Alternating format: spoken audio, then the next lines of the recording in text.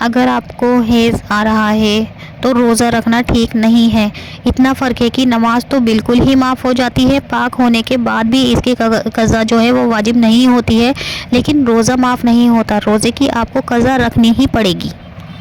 السلام علیکم friends, welcome to my channel Khan Islamic blog. تو حاضر ہوں آپ کے سامنے ایک نیا ٹاپک لے کر، جو کہ ہے حیض کے حکموں کا بیان، یعنی کہ جو آپ کو پیریڈز ہوتے ہیں اس کے کیا کیا حکم ہیں اور کیا کیا بیان ہیں، یہ آپ کے سامنے میں مسئلے لے کر آئی ہوں انشاءاللہ، تو ویڈیو کو پورا ضرور سنیے گا۔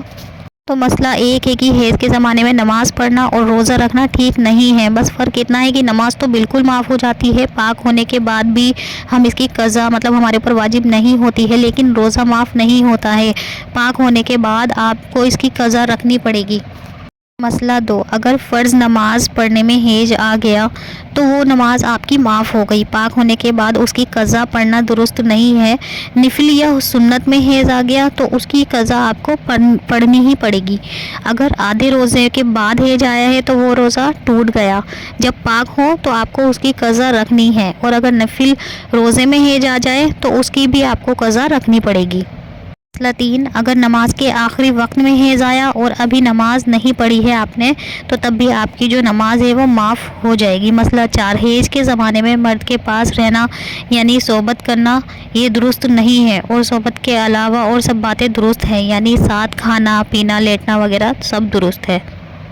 مسئلہ 5، کسی کی عادت 5 دن کی یا 9 دن کی تھی، تو جتنے دن کی عادت ہو اتنے ہی دن اگر آپ کو حیض آ رہا ہے یا پھر بند ہو گیا ہے تو جب تک نہا نہیں لیتے تب تک صحبت کرنا درست نہیں ہے، اور اگر غسل نہ کریں تو ایک نماز کا وقت گزر جائے گی، ایک نماز کی قضا اس کے ذمہ واجب ہو جائے تو صحبت درست ہے، اس سے پہلے درست نہیں ہے۔ مسئلہ 6،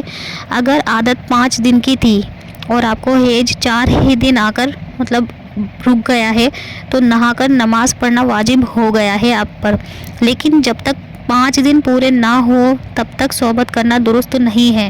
شاید پھر ہو سکتا ہے کہ آنے کے چانسز ہوتے ہیں اس کے۔ مسئلہ 7، اگر 10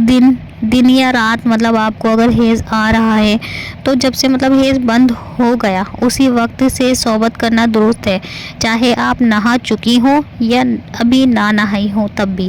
مسئلہ 8، اگر 1 یا 2 دن آپ کو حیض آ کر بند ہو گیا ہے تو نہانا واجب نہیں ہے، وضو کر کے نماز پڑھیں، لیکن ابھی صحبت کرنا درست نہیں ہے۔ اگر 15 دن گزرنے سے پہلے آپ کو اگر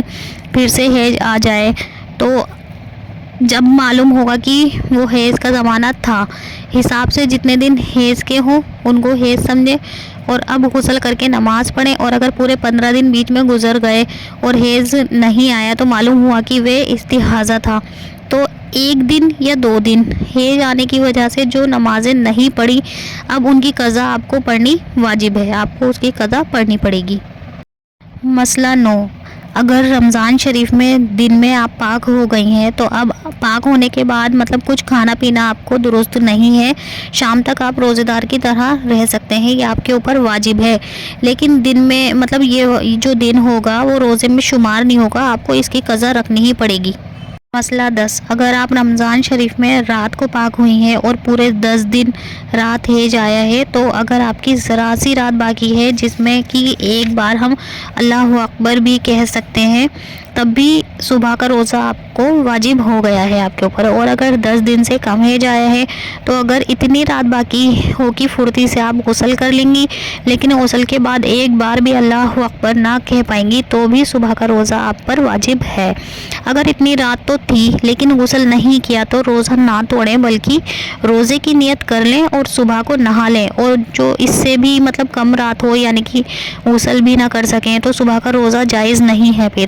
لیکن دن کو کچھ کھانا پینا بھی درست نہیں ہے، بلکہ سارا دن آپ روزہ داروں کی طرح بھی پھر اس کی قضا تو آپ کو رکھنی پڑے گی۔